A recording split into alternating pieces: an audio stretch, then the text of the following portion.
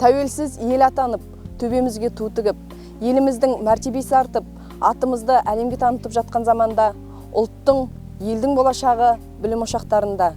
Сондай білім ошақтарының бірі қазіргі таңда Бөкей Ордасы ауданы Хан Ордасы ауылындағы Жәңгір хан атындағы жалпы білім беретін орта мектебі. Жәңгір хан атындағы орта мектепте қазіргі таңда 500-ге жуық оқушы тәлім-тәрбие алса, 100-ге жуық педагог білім беруде. Ендеше бүгін осы мектептің тыныс тіршілігімен таныс болайық.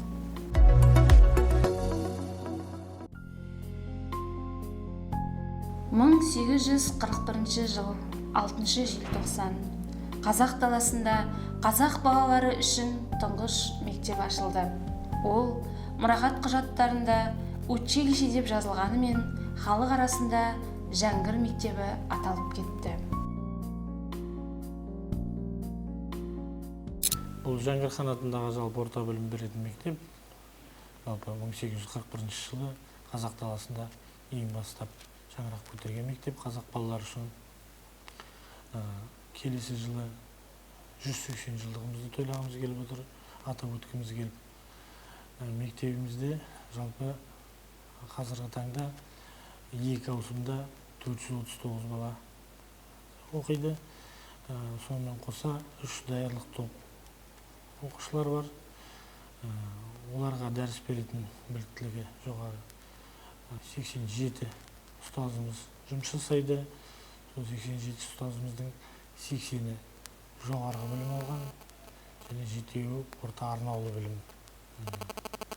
Мектебіміз 2 тілде сабақ беріледі. Мектебімізде орыс және қазақ тілінде.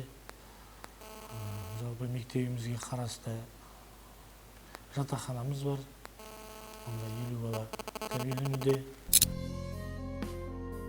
Жәңгір хан атындағы жалпы білім беретін орта мектеп бүгінде Бөкей Ордасы ауданындағы қос тілде білім беретін білім ошағы.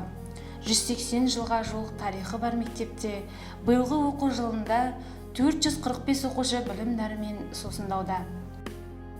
Мектеп шәкірттерінің білім, өнер, спорт салалары бойынша аудан, облыс, республика көлемінде қол жеткізген нәтижелері мектеп ұжымын ғана қуантып қоймай, ауылдың мерейін үстем етуде.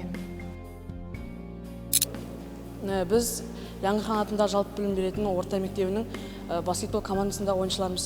Біз 6 жастың аяғынан бастап 9 жасқа дейін 2 жыл бойы 10 шақты жарысқа барып, одан жүлделі 2-ші орын мен 3-ші орындарды алдық. Биыл еліміздегі елікті шаралардың қатарына елбасымыздың тікелей тапсырмасымен қолға алынған педагог мәртебесі туралы заңды айтуға болады.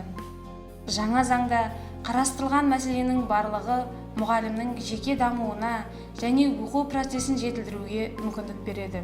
Соның ішінде мен үшін маңызды блоктардың бірі материалдық ынталандыру дейді Бақытханым Мизамбаева. Биыл мұғалімдер үшін өте бір жақсы жаңалық болды. Педагог мәртебесі туралы заң қабылданды. Педагог мәртебесінің заңында көптеген ұстаздардың ойындағы мәселелер жақсы жазылған. Биыл жаңа мұғалімдерге 25% қосылып жатыр. Сосын әрбір мұғалімнің өзінің біліктілігін арттыру үшін көптеген жағдайлар жасалған осы педагог мәртебесінде. Негізі мұғалімнің мәртебесі ол тек осындағы баптермен ғана шектелмейді. Мұғалім мәртебесі әрқашанда оқушының жүрегін тани біліп, өзінің ісіне адал, жауапкершілікпен қарағанда мұғалімнің мәртебесі жоғары болады деп есептеймін. Сондықтан әр ұстаз өзінің мектебінде өзінің беделін жоғары ұстау үшін, мәртебесін көтеру үшін әр ұстаз өзіне лайықты болсын деп тілегім келеді. Робот құрастыру әр адамның ойлау қабілетіне байланысты. Маңыздысы мақсатқа жету. Қазіргі таңда мектептің информатика және математика пәнінің мұғалімі Хаким Қасанғалиевтің айтуынша, мектепке 2017 оқу жылында роботтар беріліп, робототехника кабинеті үйірме ретінде ашылған. Қазіргі таңда үйірмеге 30 оқушы қатысады. жеткен жетістіктері де аз емес. Үйірме оқушылары қазірдің өзінде облыстық байқауларда топ жарып, республикалық додаларда өңір намысын қорғап жүр. Өскелең ұрпақты бабалар дәстүріне сай етіп, ерлік рухта тәрбиелеу уақыт талабы. Осы мақсатта Батыс Қазақстан облысында барлық аудандар мен Орал қаласында 15 жас сарбаз сыныбы ашылды. Солардың бірі Бөкейорда ауданындағы Жаңғырхан орта мектебі. Мұнда әскери патриоттық тәрбие беретін арнаулы сыныпқа 30 оқушы іріктеліп алынған. Олар мектептегі әр оқу күнін арнайы жаттығулармен бастайды. Әскери киіммен сап түзеп адымдайды.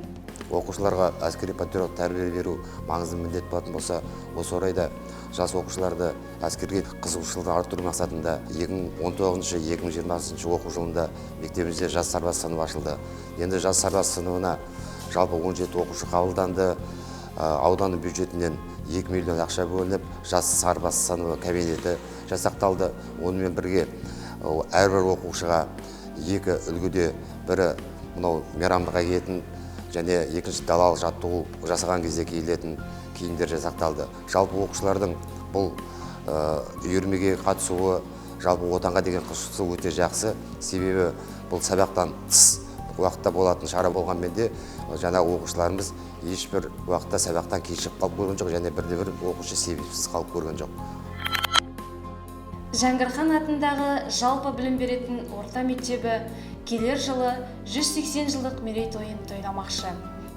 Осындай тарихи мектепте тәлім алған жас жеткіншектердің тәуелсіз еліміздің одан әрі дамуына өз үлестерін қосатыны анық.